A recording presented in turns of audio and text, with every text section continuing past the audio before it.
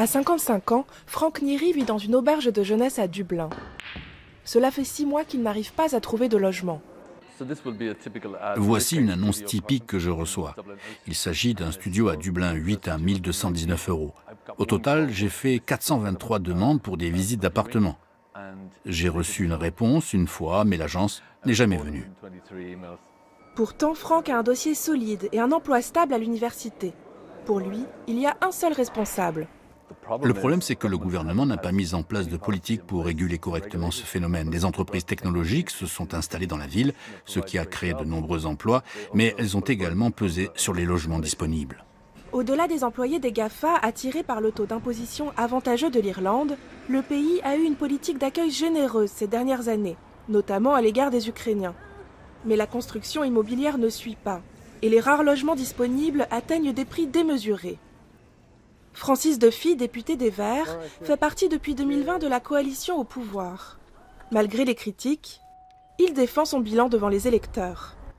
Avec ce gouvernement, nous avons imposé à toutes les autorités locales d'avoir un employé à plein temps responsable des logements vacants. L'opposition a promis de résoudre la crise du logement en un mandat. Mais pour Francis Duffy, c'est de la pure démagogie. Depuis notre arrivée au pouvoir, ce gouvernement a doublé la production pour 2020 et 2021. Elle était de 20 000 unités. Cette année, nous atteignons 40 000. Donner aux gens les logements dont ils ont besoin et qu'ils peuvent se payer, cela prend du temps, mais c'est ce que ce gouvernement a commencé à faire. Je ne crois pas qu'un autre parti puisse y parvenir. En attendant, la crise s'aggrave. Le pays compte plus de 14 000 personnes sans abri.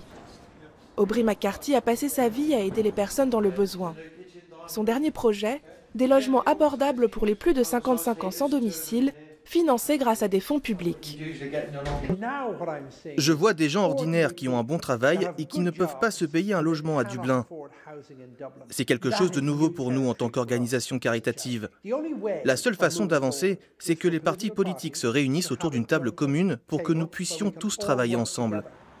Si Aubrey McCarthy est un optimiste, il sait que quels que soient les résultats, les élections ne résoudront pas la crise actuelle. Et alors que les listes d'attente pour se loger augmentent, de plus en plus d'Irlandais songent à quitter le pays.